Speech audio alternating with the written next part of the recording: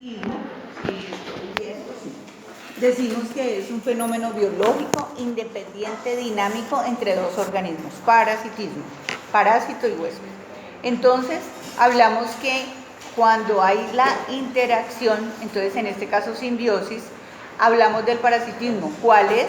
En que el parásito vive a expensas del huésped y ocasiona daño. Es la característica, ocasiona daño. Entonces, ¿qué es lo que ha hecho? Supera las defensas del huésped. Pero cuando hablamos de esto decimos que hay algunos que son comensales y en este caso, aunque son parásitos, no nos ocasionan tanto daño, son comensales. Pero cuando deja de ser comensal, pasa a ser el parásito ocasionando sintomatología. Entonces, eso es lo que ustedes estudian en epidemiologías, que unos microorganismos, cómo van a afectar al hombre, cómo son las características, cuáles son las frecuencias, etcétera, etcétera, en diferentes regiones donde se presenten. Voy a hablarles de cosas sencillas que parecen como muy lógicas, pero aquí vamos a ver las diferencias importantes entre las características de las infecciones parasitarias y las de otros microorganismos. Cuando hablamos de las parasitarias, tienen una alta prevalencia. Entonces decimos más o menos el 90% de la población ha tenido alguna vez un parásito, principalmente hablamos de lombrices. El otro es el predominio de la infección sobre la enfermedad. Generalmente las enfermedades bacterianas y virales son de evolución rápida, de asistencia rápida, porque pueden llegar a ocasionar la muerte en algunos casos. En cambio, la mayoría... Perdón. Si quieren, claro. Pues yo les dije que acá porque había aire, pero si no quieren, pues no lo pongan. No está haciendo todavía. Ustedes verán. Entonces, mire, la mayoría de las enfermedades por parásitos casi que tienden a la cronicidad. No son una urgencia. ¿Cuáles sí? La disentería mediana, porque el paciente se les va a morir, ¿cierto? Pero son muy pocos casos en que realmente se considera una urgencia. El otro es la evolución, larga sobrevida del parásito, exacto, larga sobrevida del parásito. Ellos que tienen, como tienen cutícula, tienen otras sustancias, ellos evaden la respuesta.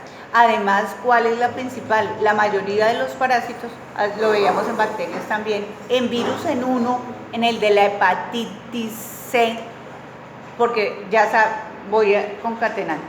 La mayoría de bacterias, virus, principalmente el de la hepatitis C, y los parásitos que hacen, se recubren con nuestras células y pasan inadvertidos, se empiezan a comportar como comensales. Ellos también pueden estar en diferentes sitios en nuestro cuerpo, hábitat, y pueden pasar de uno a otro fácilmente. Por ejemplo, pueden pasar del hígado a la sangre, inclusive al tejido, y no son atacados eficientemente. Otra característica es que sobreviven en los macrófagos. Entonces vamos a ver que protozoos como Toxoplasma gondii, Trypanosoma cruzi y Leishmania necesitan ser fagocitados. Ellos van a tener sustancias como linfosfosfoglucanos, que principalmente tienen Leishmania, que es la que activa que sea fagocitado para poder replicarse en los macrófagos y así continuar su ciclo de vida. Otra característica es los mecanismos de evasión. Mire, aquí simplemente estamos viendo que el parásito, que es el Plasmodium, en este caso el Falciparum, que es el más grave, va a tener específicamente unas proteínas. Esas proteínas se llaman los NOD, que lo que va a hacer, que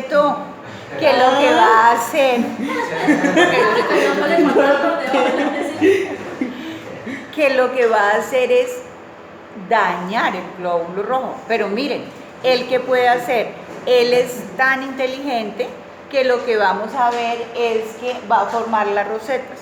Uno que un parásito está en un glóbulo rojo, él sabe que va a ser atacado, entre comillas, entonces se recubre de glóbulos rojos sanos y por eso pasa. Hay otros que se unen muchos de los que están infectados y todo esto, al ser un complejo más grande, puede que la acción fagocítica no llegue sobre ellos. Y hay otros que entonces se van a unir específicamente, inclusive a células dendríticas, que serían unas que hacen fagocitosis. Todas esas condiciones, ¿qué es lo que van a hacer? Que en la vasculatura se presenten o posibles alteraciones, trombos, eliminación de sustancias de esa actividad macrófaga, que es la que realmente va a ocasionar el daño en el endotelio vascular. Por ejemplo, decimos, a nivel de la placenta, hablamos del paludismo maternal. Entonces, estos conglomerados se van a unir con el condroitin sulfato y va a hacer que esa placenta no tenga la irrigación adecuada y ese feto pueda tener entonces algunos desórdenes o no nazca, etc. También vamos a ver lo que puede ser ocasionado este daño en el cerebro. Entonces hablamos de la malaria cerebral y a nivel de todas las células, haciendo, miren, acuérdense, PECAM, BECAN, que son los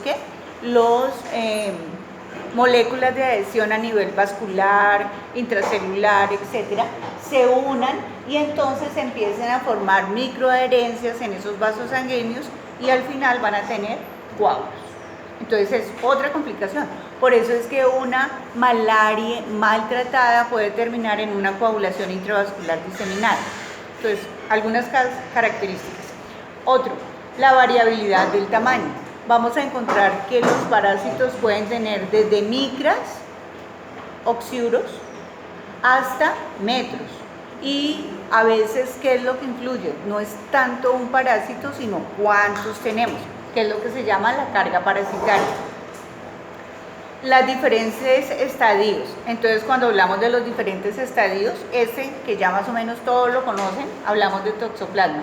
Entonces decimos que generalmente la carne está infectada y que después puede haber un huésped intermediario. Ese huésped intermediario es consumido por un depredador. En este caso el depredador puede ser el gato. El gato a su vez va a excretar la forma infectante, que serían los ooquistes.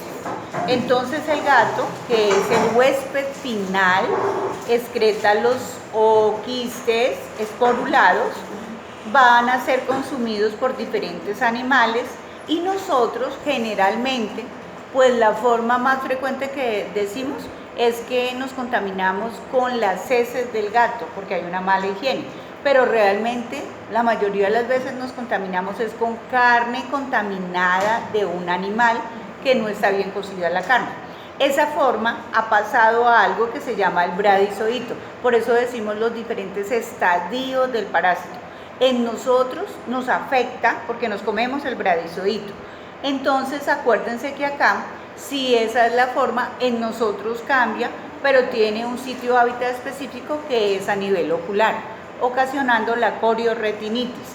Si es una mujer y está embarazada, él ya dijo, no, me gusta más, y se va para la placenta, ocasionando allí entonces la otra forma que se llaman los taquizoitos. Esa es la condición. Entonces estoy diciendo, el parásito es capaz de tener diferentes formas en diferentes partes de mi cuerpo y no ser detectado. Hay otra que es la forma evolutiva, la otra es la reproducción sexual, la plasticidad genética en cuanto a la reproducción sexual. Volvamos a el plasmodium. El plasmodium, entonces decimos que es un esporozoo, que en este caso está clasificado porque tiene una reproducción sexual y asexual. Y empecemos entonces aquí. La hembra del anófeles pica al hombre, a través de su probóscide va a pasar los esporozoitos, él toma la sangre pero de una vez los coloca. Ellos, entonces en nosotros que somos el hombre, va a ser la reproducción asexual, y eso es lo que se llama esquizogonia. Chicos, no les traje, pero le voy a mandar al correo a Giovanni.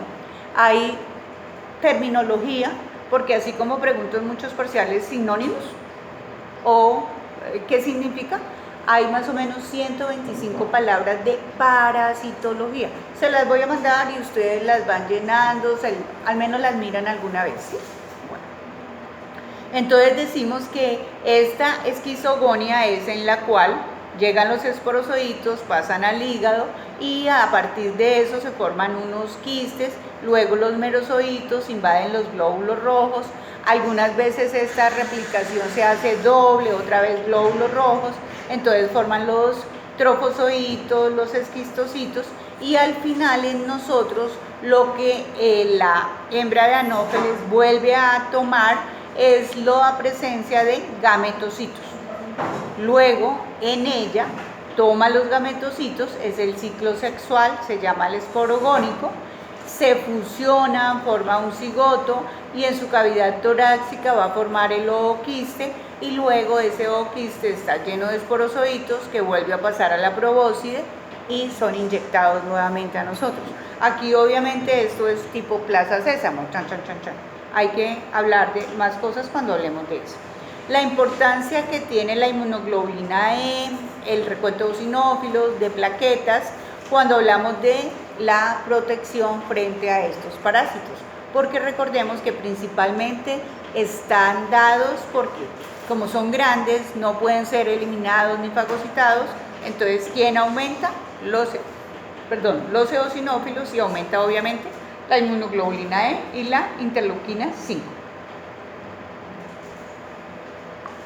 Tienen un potencial reproductivo de dispersión muy grande, los áscaris, porque acuérdense que migran, entonces hacen la fase migratoria, la fase adulto, etc. Y la mayoría de parásitos graves que nos afectan son también de los animales. Entonces acá decimos, esto es lo que le enseñan en el colegio a los niños, cuando les están enseñando también a lavarse las manos. ¿Cómo se contaminan principalmente? Entonces decimos que las personas defecan, contaminan agua, plantas, etc. y que por una mala higiene vuelve a nosotros. Entonces es un ciclo que se cierra fácilmente. Ese es de higiene.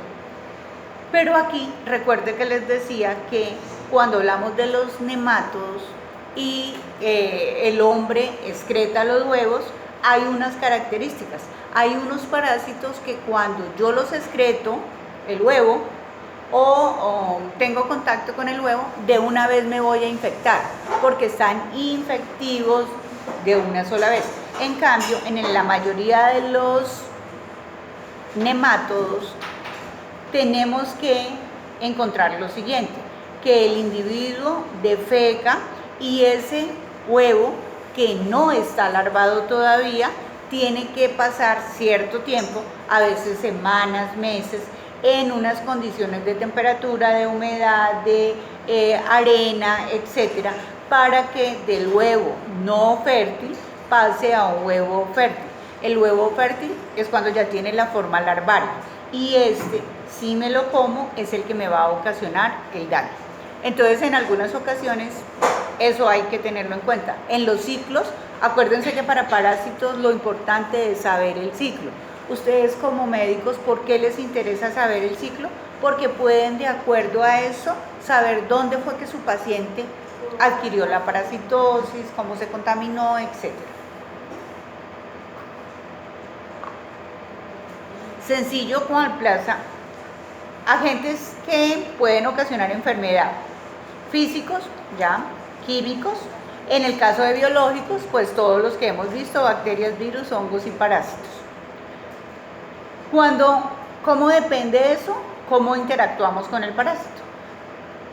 Los hábitos, las características de cada individuo, sexos, raciales, la herencia, la genética, los mecanismos de defensa que tenemos, somos o no más resistentes, es decir, estamos más o menos susceptibles, la condición biológica, etc. O sea, esto es de lo mismo. Cuando se habla del ambiente, Mire, en algunas partes, por ejemplo acá, hace algunos años vinieron y nos hicieron un estudio y nos dijeron que en la universidad, en unas áreas, teníamos más riesgo de contaminación por agentes físicos que por los mismos biológicos, porque muchos pensaban que por el contacto con los cadáveres, etcétera, había mucha contaminación. Entonces nos dijeron que a veces había más riesgo cuando eso estaba húmedo, cuando esos tomas no funcionaban, cuando casi se nos caían las lámparas encima, porque los niveles biológicos se mantenían, es decir, se mantenía la asepsia, ¿sí? El IU era el encargado de hacer todo, de preparar, etcétera. Entonces, a pesar de que sí se hacía eso, estábamos bien biológicamente, pero las condiciones físicas eran las que nos afectaban. Solo por contarles, eso igual sucede en todos los hospitales donde ustedes van a trabajar. Yo hago referencia a los hospitales, porque muchas veces se hace todo el protocolo de aseo perfecto, pero vamos a unas dependencias que fallan en otras condiciones. Bueno, aquí solamente como la gráfica igual para los niños, que era cómo son los parásitos, dónde están y qué podrían hacer. Entonces ellos les representaban que las lombrices están allá abajo y que son muchas, por eso habría que tener sobre todo una buena condición de cómo se hace la defecación y en qué sitios, etc. Parásitos, transportados o no, el pito, a abejas, a insectos. Esta es la microfotografía de un glóbulo rojo infectado por Plasmodium falciparum. Entonces es capaz de esas proteínas abrirlo y es donde empieza todo el daño, porque él está ahí ocasionando pues viviendo del glóbulo rojo. Este es otro concepto pequeñito que decimos, en que las enfermedades pueden tener varios factores. Cuando hablo de huésped, vector, reservorio y el agente causal. En esta, aquí todos se la saben, huésped y parásito, transmitido por el aire, un virus. Entonces está el virus y estamos nosotros, no transmitido por un artrópodo. En el agua, por ejemplo, el Vibrio cholera.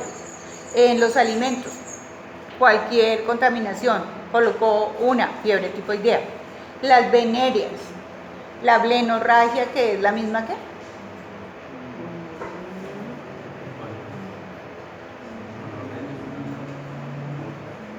que es la misma gonorrea.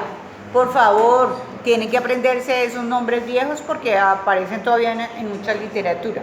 Y el contacto, entonces, por ejemplo, piojos, ácaros, entonces la pediculosis, la sarna. Bueno, vamos a preguntarles otra. Huésped, parásito, vector. En este caso, las filarias. El huésped es el hombre. El parásito, por ejemplo, Onchocerca volvulus, Wechereria bancropti. Y el vector son, ¿qué? Las moscas, los zancudos, en este caso cules, etcétera, que lo transmiten. En la fiebre amarilla, cuéntenme ustedes. Nosotros el huésped, el parásito, entre comillas, ¿es cuál virus? ¿Y ese de qué familia es? Flavivirus, muy bien. ¿Y quién lo transmite? No, señora. El Aedes aegypti. Ya. Solo hembra de anófeles. Y el paludismo igual. Nosotros, Plasmodium falciparum, y ahí sí, la hembra del anófeles. Seguimos. En los que tienen 4, huésped, parásito, vector, reservorio. La peste. El huésped soy yo. El parásito en este caso es Yersinia pestis. ¿Quién es el vector? ¿Las qué? Las pulgas. ¿Y quién es el reservorio? La rata. En el mal de Chagas, entonces digamos, nosotros, Trypanosoma cruzi, el vector el pito y el reservorio pueden ser animales silvestres, zarigüeyas, ¿sí? Etcétera. El tifo murino, los corché. El huésped nosotros. El parásito aquí, ¿quién es? ¿La bacteria cuál es? Las riquecias. ¿El vector cuál sería? la pulga, dependiendo, ¿cierto? Pero en este caso es la pulga, y el reservorio, pues la rata. Y en leishmaniasis igual, nosotros, leishmania, el vector, el Phlebotomus, y el reservorio, el perro. También pueden haber en otros sitios, en otros animales, perdón. Bueno, aquí, ¿cómo respondemos nosotros? Entonces la inmunidad innata. Por ejemplo, las barreras fisiológicas, en el caso de la piel, anquilostomas, que son las mismas o uncinarias o en algunos casos, algunos que son los tremátodos. Entonces decimos pues que la piel no permite que ingresen. Vamos a ver que hay algunos que combaten eso con anticoagulantes, por ejemplo. La flora normal asociada a... Es necesario que haya una buena cantidad de flora normal y que aumente para que Trichomona vaginalis, por ejemplo, en la zona vaginal, ocasione la patología, no solamente porque destruya, porque necesita más hierro, etcétera, sino porque hay otras bacterias. ¿Cuáles? Mobiluncus, Lactobacillus, ¿cierto? Se consideran flora normal. Gardnerella vaginalis, pero que cuando sobrepasa el valor, pues es que ocasiona la patología. Y en Entamoeba histolítica, pues tiene que haber mucha Escherichia coli. En los cultivos vamos a ver que para cultivar Entamoeba histolítica le agrego Escherichia coli, y si no, no crece. Factores séricos, por ejemplo, hormonas y estrógenos para Entamoeba histolítica y el complemento para histolítica granulosos. ¿Qué quiere decir? En sitios donde haya producción de este compuesto, hay mayor desarrollo del parásito. Si no lo hay, puede que eso sea un mecanismo de resistencia. Lipoproteínas de alta densidad, el Trypanosoma brucei, acuérdense que hay brucei, gambiense y rhodesiense, que es el que va a ocasionar la enfermedad del sueño. Son los dos tripanosomas, el de América, que es la enfermedad de Chagas, y el de la África, que es la enfermedad del sueño. Pero en la enfermedad del sueño hay brucei, gambiense y rhodesiense, y tienen diferente característica antigénica. Entonces, mire, aquí les vuelvo a hacer la asociación, solo para que se acuerden. Ellos se recubren de lipoproteínas de alta densidad. ¿Esas cómo se escriben cuando hablo de los lípidos? HDL.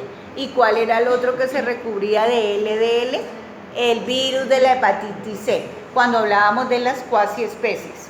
Y, por ejemplo, cuando se expresa factor de necrosis tumoral por la agresión de ciertas células, etcétera, el Plasmodium puede desarrollarse más fácilmente. Otras, les decía, necesitan de las células, Leishmania, Toxoplasma, Trypanosoma, Schistosoma, ellas necesitan ser fagocitadas para replicarse. Y creo que se acuerdan cuando estábamos en hematología que decíamos que hay algo que era el antígeno Duffy.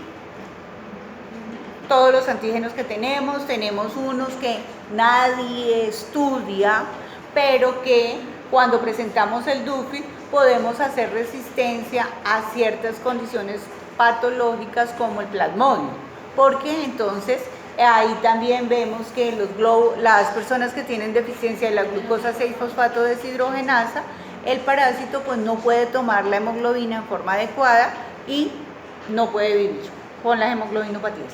Y las modificaciones anatómicas como anastomosis venosa, el Schistosoma manzoni, pero podrían ser otros, porque acuérdense que ellos están en las venas y van a hacer obstrucción, entonces luego esas venas pues ya no van a estar así, sino van a estar así, y eso va a ocasionar pues daños.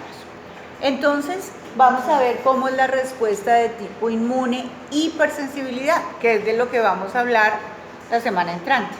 Entonces decimos primero, la respuesta de tipo anafiláctica. Entonces recordemos, anafiláctica quiere decir que hay un primer contacto con algo que se llama alergeno o antígeno.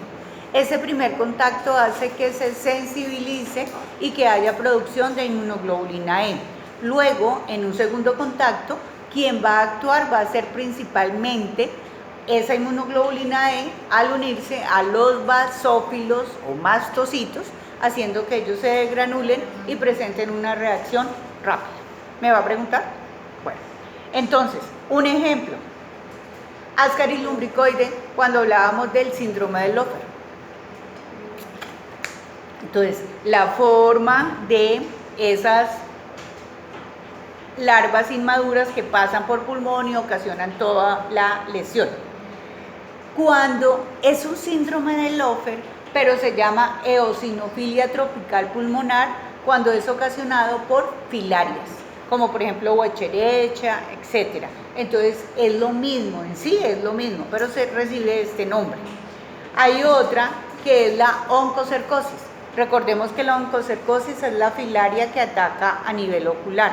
¿Y la prueba de Mazzotti en qué consiste? ¿Recuerdan ustedes la reacción de Harris-Herheimer? Sí, listo. Aquí es semejante, porque las personas que tienen filarias, si les damos la dietilcarbamazina, que es el antiparasitario específico, hacen una reacción exagerada cuando se está rompiendo la filaria y puede llegar a ocasionar necrosis. Entonces, en algunos casos es mejor no darla. Hay algo que es entonces ya veíamos que hay algo que se llama el quiste hidatídico, que está lleno unas vesículas de las formas que se llaman escoles, porque ese es un cesto, que es el Echinococcus granulosus. Entonces, si se rompe ese escoles, hace una respuesta anafiláctica igual. Hay otro que se llama la mazamorra, les explico. Las uncinarias y estrongiloides. Entonces, miren, ¿esto a qué hace referencia? A que en ciertos terrenos que son muy húmedos, como por ejemplo donde se cultiva arroz, en el suelo están todos estos parásitos, uncinarias y estrongiloides. Recuerden que ellos van a penetrar por piel intacta porque ellos tienen anticoagulante. Ellos son capaces de penetrar, ¿cómo fue que me dijeron que se llamaba? Perdón. Entre la uña y la... El lecho, pero ¿cómo se llama? ¿Eso tiene un nombre o no? El lecho ungueal. Bueno, listo. ¿Por qué se llama mazamorra? Porque es que los individuos, llámense huéspedes, ellos al estar en contacto con esa zona húmeda, después presentan las parasitosis. Las parasitosis en este caso pueden ser de las que ocasionan anemia, por las características de los parásitos, que tienen placas, que tienen dientes, que tienen anticoagulantes, o puede ser, si son del perro, porque no solamente son del humano, que puedan ser rectantes. Entonces en los pies se les van a ver las formas rectantes del parásito. Y la última acá es la que hablábamos de la esquistosomiasis cercarial. Tenemos los esquistosomas, que son los parásitos a excepción de los tremátodos, porque ellos son dioicos, hembra y macho. Recuerden que dentro de su desarrollo hay una fase que se llama cercaria, que está y que va a penetrar al caracol. Pero si yo tengo contacto con la cercaria porque introduje mis pies en el agua, ellas van a tratar de pegarse y hacen pues que haya como si fuera un abón cuando hablo de las alergias. ¿Sabemos que son abones en este caso? ¿Saben qué es una urticaria? ¿Qué es un abón? Dímelo, Camila. Un abón es como una picada de zancudo, se forma una elevación de la piel, es alérgica. Es alérgica. Y en algunos casos puede ser extensa, muy roja, dependiendo de la persona. Listo. La segunda forma de alergia o hipersensibilidad es la que llamamos citotóxica. Recuerden que en ¿qué es lo que pasa? Hay ya una memoria, pero la acción está dada por inmunoglobulina G y M. Entonces ellas van a unirse a ciertas células y van a ocasionar principalmente acción lítica. Un ejemplo, malaria. ¿Por qué? Porque se destruyen los glóbulos rojos. En la enfermedad de Chagas, recordemos que en la enfermedad de Chagas el pito excreta, me rasco, introduce el parásito, generalmente hay una lesión primera que se llama chagoma, pasan ciertos días, aparece ¿se me olvidó?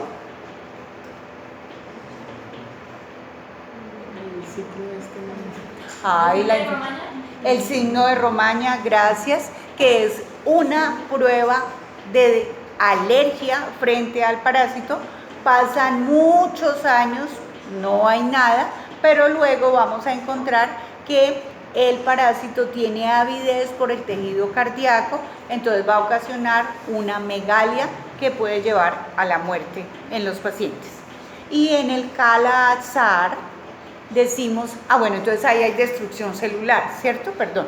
En el Kala-Azar, que es la variedad de leishmaniasis visceral, entonces pues va a afectar las vísceras, va a ocasionar destrucción principalmente del hígado, de glóbulos rojos, haciendo pues que esté el color ictérico, etc. Entonces aquí es la relación por el daño a nivel celular para este de tipo 2. La de tipo 3, hablamos de que la hipersensibilidad de tipo 3 también está mediada por inmunoglobulinas G y M, que se unen a antígenos que les parecen que son muy iguales, entonces afectan diferentes órganos. Se llama de complejos inmunes. Aquí, porque queda suficiente cantidad de anticuerpos, más adelante puede dañar el riñón, ocasionando glomerulonefritis en malaria.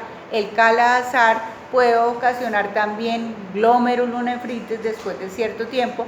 La trypanosomiasis africana, o sea, la de Brucei gambiense rhodesiense, la enfermedad del sueño, y las esquistosomiasis. En las esquistosomiasis además hay una afección que es la fiebre de Katayama, pues es un componente febril pero que se ve abocado por esta acción de hipersensibilidad. Y la hipersensibilidad de tipo 4, que son las más importantes, recordemos que esta está mediada por linfocitos, por eso se llama retardada, que se va a ver a diferencia de no acción inmediata, 20 minutos, media hora, se va a ver 3, 4 días.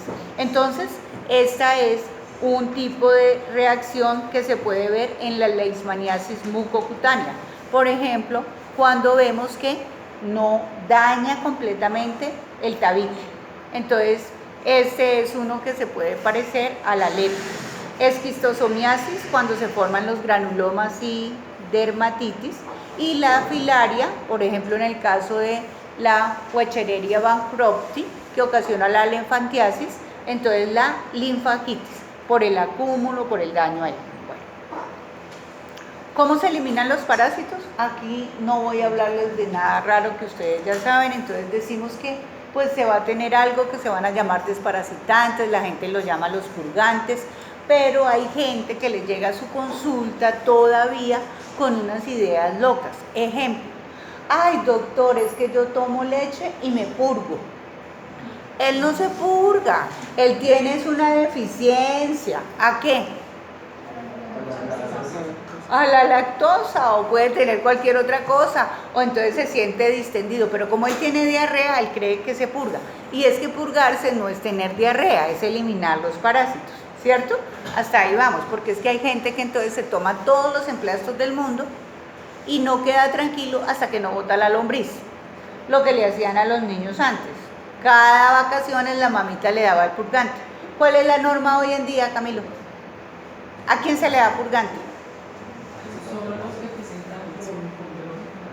Solo los que se le demuestren que tienen parásitos, ni niños ni adultos. Y hay mucha gente que dice, ay, es que voy a descargar mi estómago y voy a descargar mi hígado, y entonces se compran unos productos de esos que son, entre comillas, de homeopatía, que a veces les ocasionan daño porque no son los adecuados, las dosis, etc. Bueno, cuando hablamos de los antiparasitarios, me imagino que ustedes los van a ver muy bien en fármaco. Aquí solo voy a hablarles de algunos. ¿Por qué quiero hablarles de unos?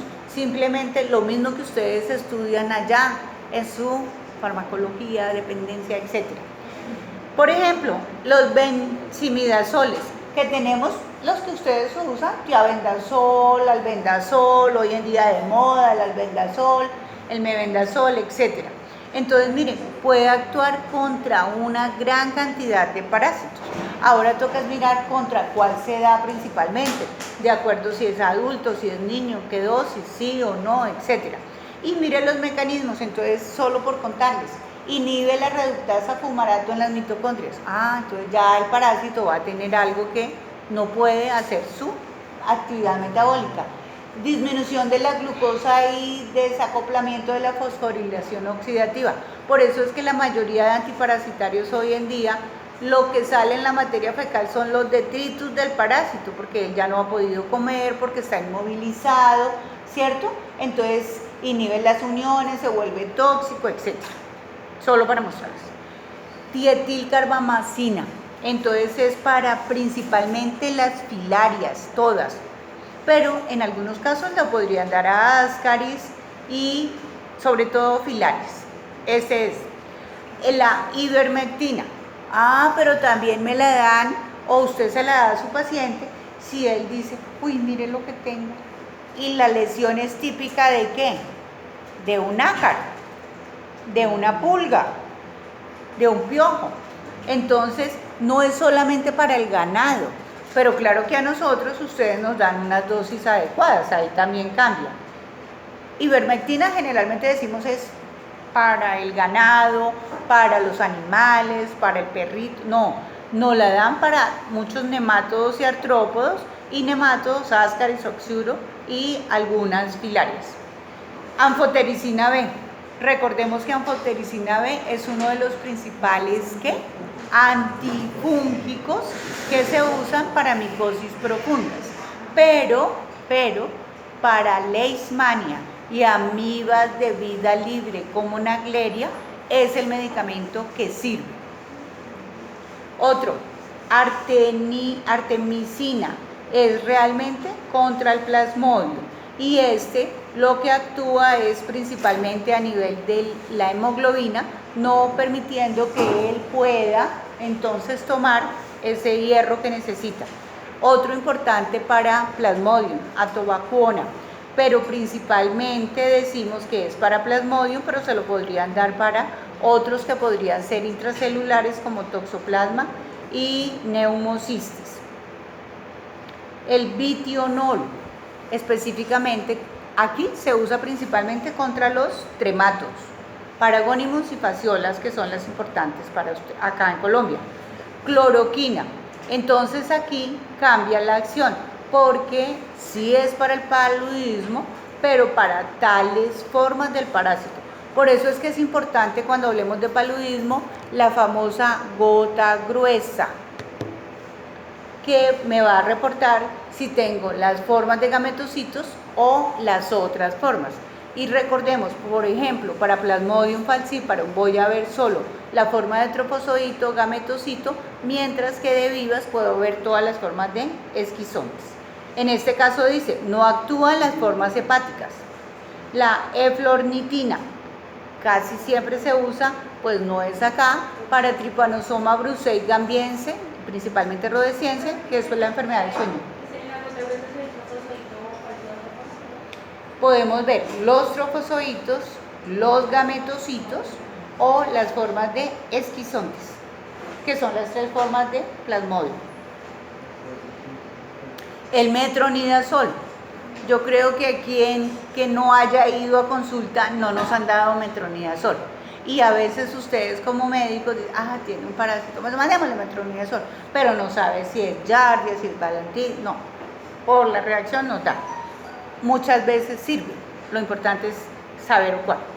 El melarsoprol también es para las trypanosomiasis africanas, o sea, la enfermedad del sueño. El praziquantel casi que es exclusivo para todos los cestos, o sea, las tenias, ¿sí? La mayoría de las veces para las tenias nos dan praziquantel. Generalmente ustedes, nemátodos, albendazol, metronidazol, tenias, praziquantel, y tremátodos, bitionol. Es lo que generalmente. Bueno, cuando se hablan de vacunas, tranquilos que les voy a hablar hasta las 10, así no termine la otra exposición. Las vacunas para los parásitos son las que han presentado más controversia. ¿Por qué? Porque es que el parásito tiene más antígenos. Entonces a veces hacen contra uno u otro antígeno, pero no cumplen la expectativa. Hoy se está trabajando para fasciola, para Ascaris, para ancilostoma, para Giardia. ¿Cuáles son las que han tenido más implicación? Plasmodium han tenido más implicación y más controversia, igual que la de leishmania. solo para ver y para defender un poquito aquí a Manuel Elkin Patarroyo con todos los pro y contras que ha tenido las vacunas. Pero miren, podrían hacer vacunas anti-esporozoito, anticuerpos ante los merozoitos, podrían hacerse vacunas contra el insecto transmisor, podría hacerse vacunas contra los gametocitos, o sea que dependiendo qué se está trabajando, la vacuna podría ser que haga acción o no si los individuos pues tienen esa fase. Todos conocen, han oído hablar lo bueno, lo malo de Manuel Elkin Patarroyo, pero más que todo esto que no nos interesa, que quiero contarles aquí, me imagino que ustedes ya lo sabrán. Cuando él habló de su vacuna, que fue famosa, que tuvo importancia, que ya después dijeron que no servía para nada, que además ha estado indicado en condiciones de ley, ¿cierto? Por el uso y abuso, entre comillas, de algunos simios, etcétera, bueno, todas las cosas que han pasado. Pero miren, la primera vacuna, ¿cuál fue la condición? Aquí vemos un cuadro de eficacia y decía que fue aplicada en el año 88 en Colombia, en una región, y tuvo una efectividad del 74%, eso era bueno. Mientras que en el mismo año en Venezuela no fue lo mismo. Entonces ahí empezamos a ver, cambia las condiciones, cambia la especie, cambia la microambiente donde está no solamente el parásito, sino el vector. Luego en Ecuador tuvo un 60%, otra vez en Colombia en los años siguientes ya no tuvo sino el 34%, en Brasil entonces fue donde dijeron que era un completo fracaso, que eso no servía para nada, la cobertura fue completamente diferente. En Tanzania pues tampoco era relevante, nuevamente en Colombia, etc. A partir de esto, ¿qué fue lo que se demostró? Que a medida que se altera la genética, la genómica de cada parásito, porque no son los mismos los Plasmodium falciparum que puede haber en Colombia, en Venezuela, en Brasil, y que los vectores, así se llamen, la hembra del Anopheles, también tiene unas variedades que hace que esto pueda cobrar o no cobrar importancia. Aquí esto es viejo ya para ustedes obviamente, pero solo porque también que dijeron ¿por qué tomaron este estudio? Por la alta mortalidad infantil cuando se presentaba la malaria materna o fetal y que ocasionaba daño. Entonces vieron que si se identificaba la toxina del glucosilfosfatidilinositol, que lo tienen todas nuestras células, que lo tiene el parásito, o sea que es complicado porque podría afectar también nuestras células, podría afectar y mejorar la condición de cuáles esas complicaciones que serían acidosis, edema pulmonar, síndrome cerebral, que podrían ocasionar la afección en los niños. Entonces ese fue un trabajo que se hizo tratando de mejorar esta condición. Más adelante también trataron de desarrollar, porque había parásitos que son más o menos de la misma familia, el Trypanosoma brucei-gambiense rhodesiense, Trypanosoma cruzi y las leishmanias. Ellos entonces empezaron a tratar de hacer vacunas o antiparasitarios que fueran contra estas tres para mejorar una gran cantidad de población. Otro concepto diferente es, ustedes reciben un paciente que posiblemente tiene un parásito, pero ¿cuál es la primera condición que ustedes miran? Pues la historia clínica, y en la historia clínica, ¿qué es lo que nos miran? La condición socioeconómica, el trabajo, cuál es nuestro hábitat, y por ejemplo, aquí para pasarlo a la carrera, ¿quiénes pueden estar más expuestos a tener enfermedades por algunos nematodos? Los que trabajan en las alcantarillas, los que trabajan recogiendo la basura, etc. Recuerden que hay unos trabajos que son terribles. Las personas que les toca revisar todos los ductos en las ciudades, entonces trabajan con escafandras porque pues literalmente están entre el agua y el popó de toda la ciudad, ¿cierto? Eso es un trabajo. Es muy bien pago, pero es de una alta probabilidad de contaminación. Bueno, ¿quiénes podrían contaminarse de dengue, fiebre, etcétera? Los que viven en las zonas endémicas, los que viven en el campo. ¿Cómo se pueden transmitir esos parásitos a los hombres o a los animales? Todos ustedes, los que son cuidadores en veterinaria, los que son cuidadores en pacientes, porque podrían contaminarse. Entonces aquí simplemente estamos hablando de que sobre todo los que trabajan en veterinaria, los que trabajan en hospitales, pues tiene que haber una muy buena eliminación de excretas, cuidado de los animales, etc. El cuidado de las personas y de los enfermos. Entonces esto es personal de enfermería, dependiendo de dónde está el paciente, cómo está, etc. Y acá solo el final para contarles que aquí en Colombia y en todas partes, qué es lo que ustedes hacen o qué es lo que la Organización Mundial Panamericana de la Salud hace, campañas. Entonces, ¿qué es lo que vemos? La campaña de vacunación, la campaña de tratamiento, la campaña de erradicación cuando fumigan, son las cosas que se hacen. Bueno, gracias, pero aquí nos vamos para el siguiente, que les voy a hablar de diagnóstico y ya.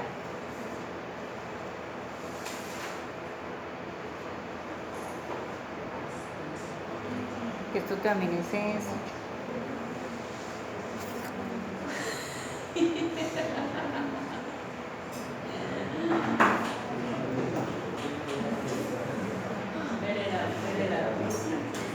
Me mandaron.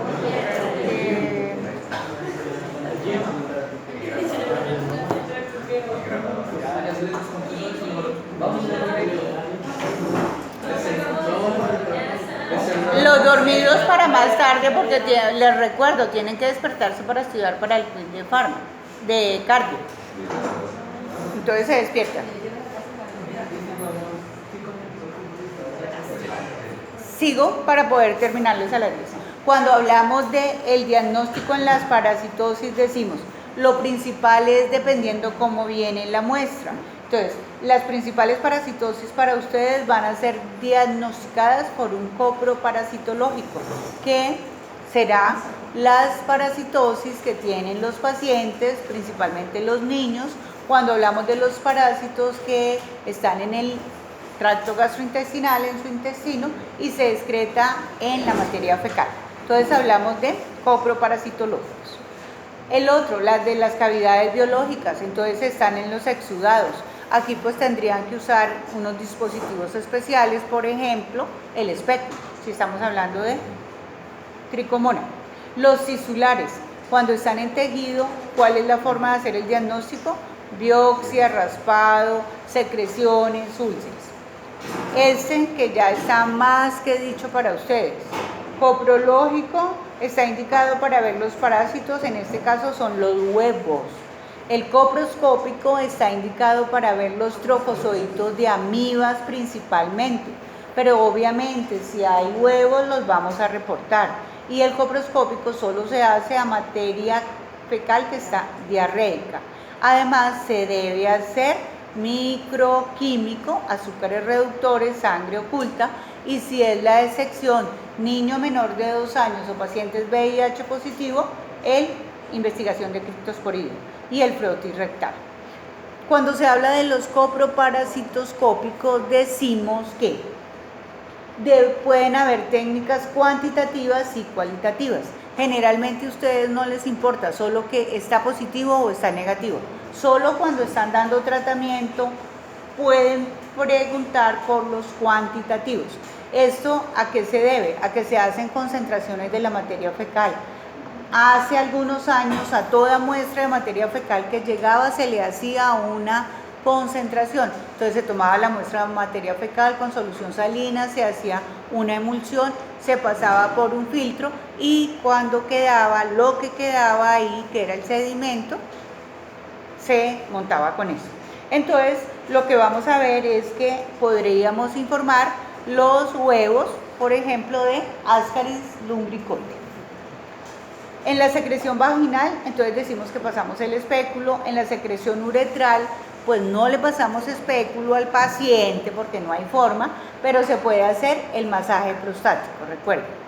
En el caso de las personas homosexuales que tienen alguna lesión a nivel perianal, entonces se puede hacer un raspado de allí. Pero también a otros no solamente se le hace el raspado, sino se les hace una rectosigmoidoscopia para tomar las muestras, porque a veces no hay en la materia fecal de los pacientes la muestra, se sospecha, entonces en algunos casos se hace rectosigmoidoscopia. Y el contenido duodenal, entonces recuerden que es el que llamamos un enterotest, que es una almohadillita o una cápsula que se le hace tragar al paciente, está conectada a un hilito que se pega al cachete y que después de ciertas horas retiramos del paciente y lo que miramos es lo que hay en la cápsula. Este principalmente es para ver algunas formas larvarias y para ver giardia intestinales. Empezamos con las formas de concentración. Las formas de concentración, hay una que se llama la flotación de Willis, que es en salmuera. Entonces, ¿qué es lo que hacemos? Emulsionamos la muestra de materia fecal en una alta concentración de solución con sal. ¿Y qué es lo que vamos a esperar? Que entonces floten las formas, colocamos una laminilla encima de ese líquido y tomamos la laminilla y la observamos. ¿Qué podemos ver? Huevos, quistes y quistes y los parásitos si están. ¿Por qué no se pueden ver los trofozoitos? Para todos los dormidos, igual que ayer, antier, toda la semana. No se pueden ver los trofozoitos porque es la forma viva y debería estar a 0.9% de cloruro de sodio. Si se hace con azúcar, se llama ¿cómo se lee esa? No sé. Con sal, Willis, con azúcar, chicle. Y en las dos no se pueden ver los trofozoitos porque es una alta concentración. La otra es la que se llama la técnica de Faust. En este vamos a centrifugar, vamos a tomar el sedimento, pero ese sedimento se le agrega sulfato de zinc, se coloca en el sobrenadante más Lugol y se observa. Entonces es centrifugación. Pero ¿cuál es la que se usa? Las poquitas que yo tengo de los que tenemos de parásitos son estas, por la técnica de Riss. ¿Por qué se ha complicado hacerla? Por la obtención del éter principalmente. Entonces decimos, se agrega la muestra de materia fecal, se agrega formol, se mezcla fuertemente y luego de 5 minutos de haberlo mezclado se agrega éter, se tapa, se deja y al final, ¿qué es lo que vamos a encontrar? Restos de la materia fecal, el éter, el formol y el sedimento. Y de acá es donde se hace específicamente el montaje para hacer recuentos. Se llama de sedimentación y centrifugación. Hay otros parásitos que son más grandes y yo los puedo ver solo con el objetivo de 4X, que es como si fuera la lupa. Entonces, con esa lupa puedo mirar y en algunos casos, por ejemplo, los de fasciola hepática, agregamos una sustancia detergente para que el colorante tome, entonces haga contraste y se pueda ver. Son algunos que son más grandes. ¿Cómo se hacen los recuentos? Hay uno que se llama de Stoll, en el que se mira los huevos por mililitro de la muestra. En este caso, vamos a ver de la muestra de materia fecal, huevos por mililitro de heces. Entonces simplemente se hace una dilución, se hace una concentración con hidróxido y se observa, se cuenta. La otra que se llama decatomiura, que es en este caso los huevos en el gramo de heces. Entonces se toma una porción, pero se hace, es un frotis con, aquí también se aplica glicerina para aclarar los huevos y se aplica un colorante que hace el contraste. y simplemente podemos ver más fácilmente, existe una cuadrícula, contamos, etcétera. Eso es la técnica para nosotros. Hay otra que se llama la de Berman. Acuérdense que en los nemátodos decimos que está el huevo, la larva 1, la larva 2, la larva 3, el adulto. Para poder ver esas larvas, que son las radiforme, filariforme, se usa una técnica que es simplemente que las larvas tienen avidez por el agua y por cierta temperatura.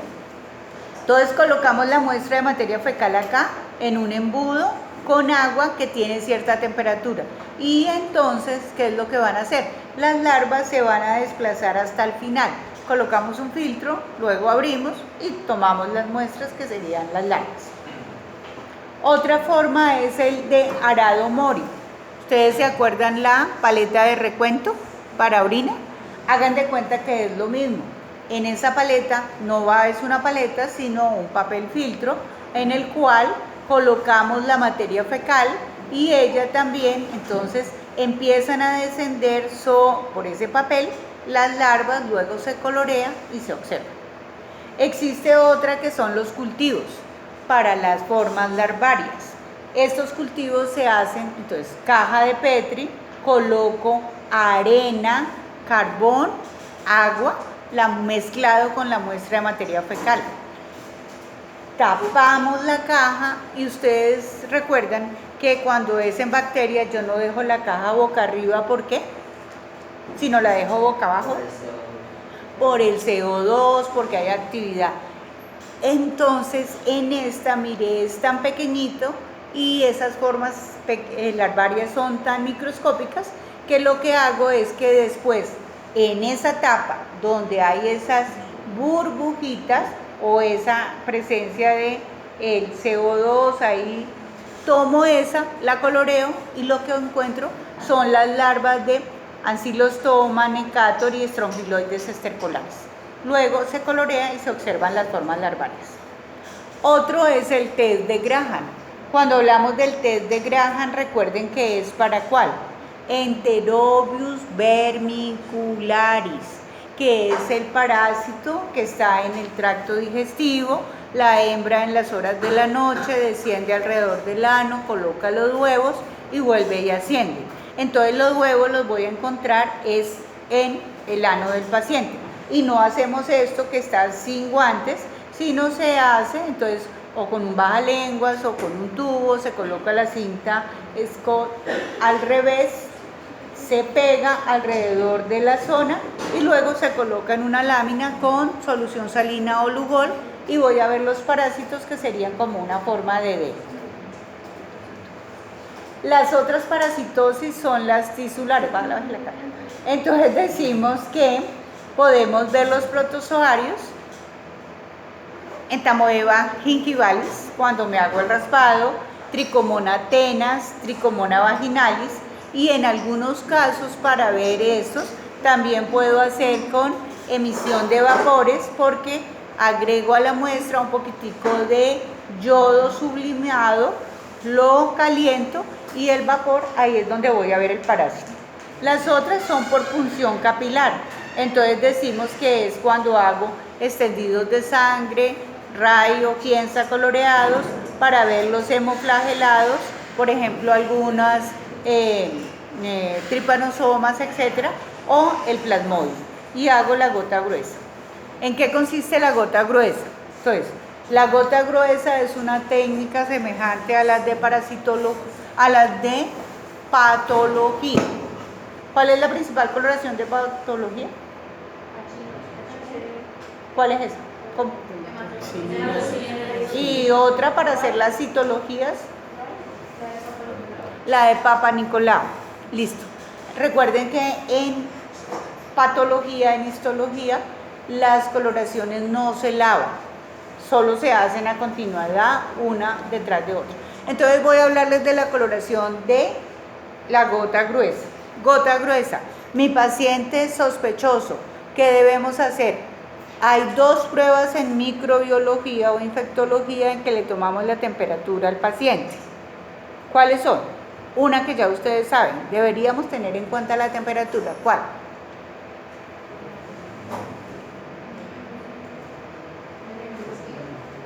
¿Cómo? El hemocultivo, 1. 2.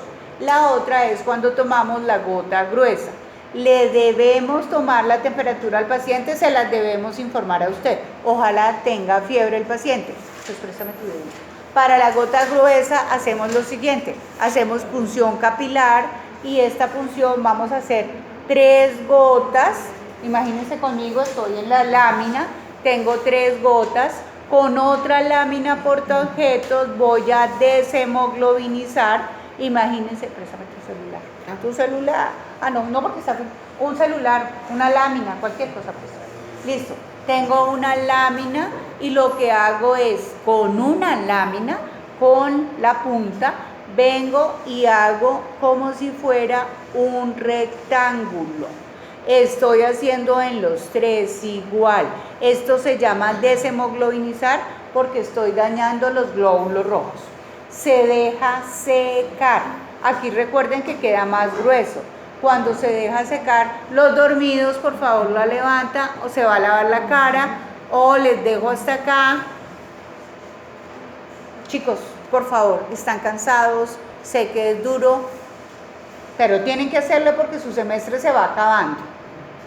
Entonces les digo, cuando se seca, con un lápiz de grafito normal, marco sobre la sangre el nombre de mi paciente, el número, etc. Y me quedan estos 2 para la lectura. Entonces, a partir de eso, esta lámina la introduzco en azul de metileno con una concentración específica. La dejo durante 1 minuto, la saco, la dejo secar. Mientras tanto, en una caja de Petri, existen unas gradillas especiales, nosotros no la tenemos, en una caja de Petri coloco un escobillón partido para hacer un puente. Al hacer el puente, coloco la lámina boca abajo, o sea, la muestra está aquí, para que haya contacto con lo que le voy a agregar. Y en un frasco preparo 3 mililitros de un buffer, una gota de A, que se llama azul, una gota de B, que tiene eosina, los mezclo y hago que quede entonces el líquido acá. Lo dejo durante 9 minutos, levanto la lámina, espero que se seque y observo. Entonces, ¿qué es lo que vamos a observar? Como ya quitamos los glóbulos rojos, nos van a quedar solo glóbulos blancos, plaquetas y las formas del parásito. Por eso hay que tener cierta práctica para poder no confundirnos. Y entonces en el que voy a ver las formas de trofozoitos o de gametocitos, pero esta ustedes entienden que es un extendido de sangre.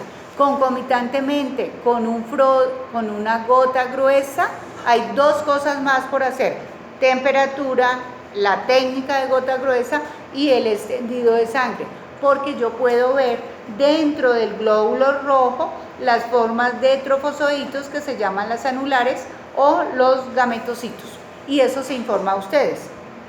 ¿Qué se les informa? Tiene vivas, tiene falciparum, tiene malaria, tiene ovale, de acuerdo a la forma, y tiene o trofozoitos o gametocitos. La otra técnica es la que se llama SNOT, que son para las microfilarias. Entonces tomamos sangre, le agregamos formaldehído, se deja en reposo y del sobrenadante se van a ver las microfilarias. Otra técnica que es la de hemoconcentración. Esta en hematología, ¿cómo se llamaba?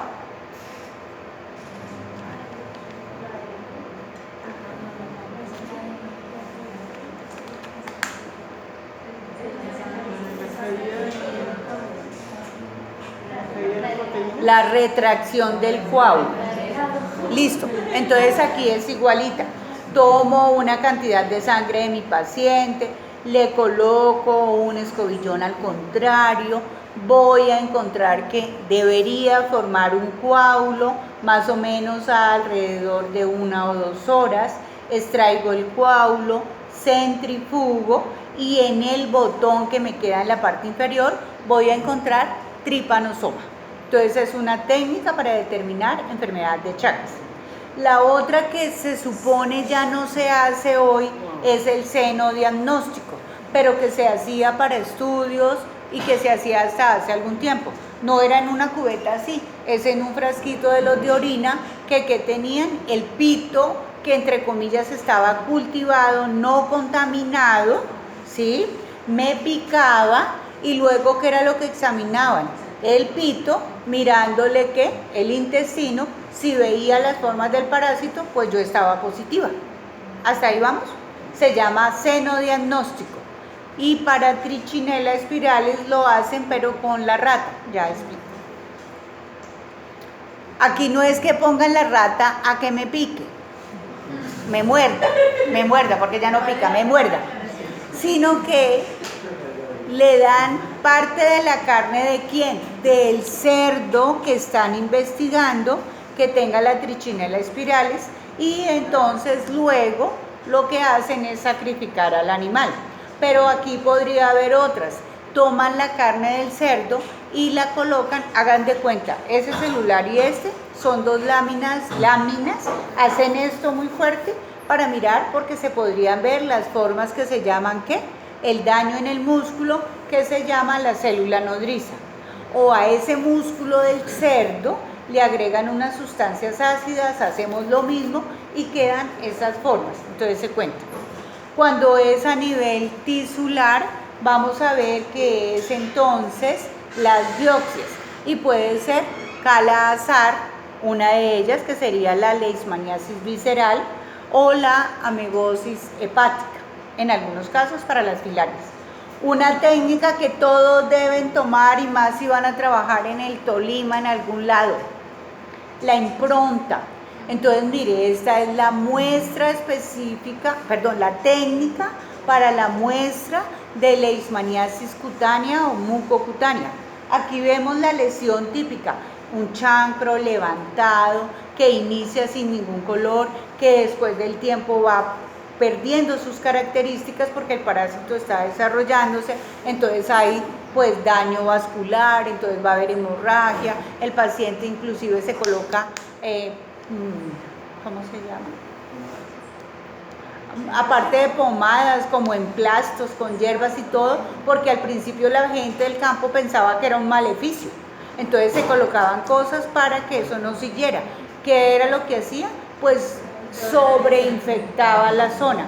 Entonces, cuando se va a tomar la técnica de impronta, igual les decía, cuando van a tomar la citología, le limpiamos muy bien al paciente con solución salina, le quitamos todo eso, y la impronta, ¿recuerdan que es lo mismo que hacemos cuando van a matricular los carros?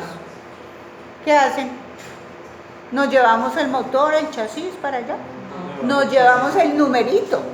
¿Y cómo lo toman? ¿Cómo toman ese numerito? O sea, puede ser con calor, Que quede sellado o con papel carbón, y luego lo pegan a un papel y eso es lo que llevan. Mire, este es el número, entonces hagan de cuenta que aquí es lo mismo. Limpio muy bien, pero coloco solo la lámina y lo que me queda ahí lo coloreo con Reichens, Romanowski, etc. Y ahí encuentro el parásito. Bueno, todas estas técnicas nada que ver porque ustedes se las saben, me las van a contar, que es ELISA, inmunofluorescencia, nada de eso, no me interesa contarles, y aquí se me trabó, que ya voy a acabar. ¿Le damos manivela?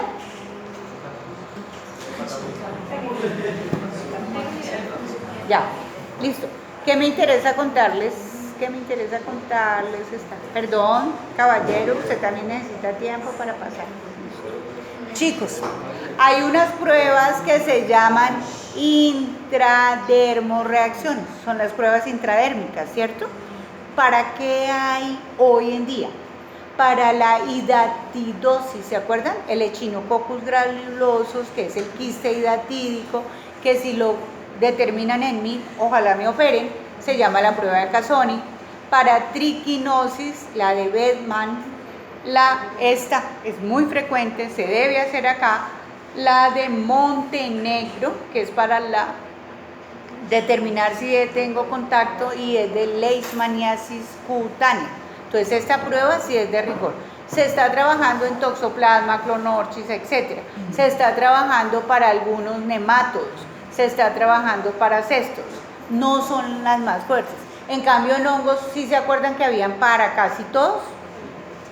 Candidina, coxidina, histoplasmina, esas son pruebas de reacción intradérmica que me permiten demostrar que la persona ha estado en contacto con el antígeno y tiene anticuerpos. Bueno, el examen de gabinete hoy en día ustedes lo llaman ¿cómo? Imagenología. Eso se llamaba antes, les llamaban de gabinete. ¿Por qué? Porque tenían que ir a un sitio y tomar, pero aquí cualquier prueba. ¿A quién no le hacen? Por ejemplo, ¿a quién sí le hacen? Me hago entender. Si usted tiene el paciente con diarrea profusa, disentería y cree que es por amibas, pues no le tiene que hacer porque está con la diarrea. Pero si es el paciente que tiene el ameboma, que es el acúmulo de los huevos, los quistes, y que tiene una masa, que él va porque es que le molesta la masa, pues a él le hace una placa radiográfica o le hace una tomografía, etc. El que se sospecha que puede tener la afección por la amiba, pero ya no tiene la lesión, ya no tiene diarrea, pero tiene ese en el trayecto, el daño tisular, pues le hace una rectocinetoscopia. Bueno, esto también ustedes ya lo saben, cómo se observa. Lo más difícil de observar son algunos parásitos, principalmente los que excretamos en la materia fecal, porque las muestras las observamos y no se pueden mantener. Entonces hay algunas coloraciones que son efímeras, el Lugol que usamos en todas las materias fecales, y otras que son permanentes, pero no todos los parásitos pueden permanecer con esas tinciones. Entonces hay unas de fijación y otras no. Aquí les voy a mostrar, por favor mírenlo, las arenillas hidatídicas. Cuando yo coloreo lo que hay dentro del quiste hidatídico es esto, y esto es el escoles del parásito, es la larva, que es lo que ocasiona el daño. Yo puedo colorear con Kin-Yun, ¿recuerdan? Que es para Cryptosporidium parvum. Pero puedo ver ciclospora, isospora, todas esas que son coccidias oportunistas que tienen los pacientes VIH positivos. Coloreo con Lugol, que es lo que más vamos a ver. Entonces, Blastocystis hominis, que espero que todos tengan para que podamos ver la clase entrante. La clase entrante la vamos a hacer a las 8:30 y me da mucha vergüenza con ustedes. Cada uno trae una muestra de materia fecal, la vamos a hacer y me la van a reportar. Ese es. Ahí sí no hay llorar. Claro que me imagino que el que tenga diarrea reparte para todos. O ustedes como son, me traen la del perro. No, señor, por favor, me traen la de ustedes. La otra es el Plasmodium vivax y falciparum, que coloreamos con sangre. Hay también cultivos. Las 3 N, Nogimas, Mial y Nicol, son los medios que se emplean principalmente para cultivar Trypanosoma leishmania o Trypanosoma cruzi, que es uno que se usa. Entonces, infusión con trictosa y infusión de hígado para cultivar entamoeba histolítica, tripticasa extracto de levadura, hierro y suero, para las amibas de vida libre, que le agregamos coli, levaduras. Cuando es Giardia, también puede ser de esto, pero cuando es Plasmodium o son los que son intracelulares, se cultivan como si fueran los virus, en líneas celulares específicas. Bueno, también esto lo saben, me imagino. ¿Cuál es la diferencia entre sensibilidad y especificidad? ¿Hasta ahí estamos claros? Lo saben, deben saberlo. ¿Cuál es la validez de una prueba? ¿Por qué? Porque es que ustedes iban a leer muchos trabajos científicos y tienen que sopesar esto. Por eso es que hoy en día las pruebas deben tener cierto parámetro, casi que decimos el 99.9% de sensibilidad, especificidad y validez. Nada, eran unos reportes que tenía acá, pero yo quiero que solo miremos este. Estamos hablando de algo muy sencillo, entamoeba histolítica. Cuando aumenta, aquí yo es que moviéndoles este y este es otro. ¿Cuándo aumenta la condición de sensibilidad y especificidad? Cuando ustedes hacen pruebas, en este caso serológicas, ¿cierto? Pero cuando yo miro en la materia fecal, pues la reproducibilidad no es la misma, no es la misma. La importancia de vigilancia epidemiológica, esto no era para ustedes porque no hacen informe que me presenten, los fuentes de información, lea esta por favor. Ninguna dificultad logra oponerse con éxito a quien tiene una voluntad firme, decidida y perseverante de conseguir los ideales que se ha propuesto. Israel. Muchas gracias, pero no se me paren, se hacen en grupos, por favor. Esto es una sopa de letras, no es nada, pero era para tener nota.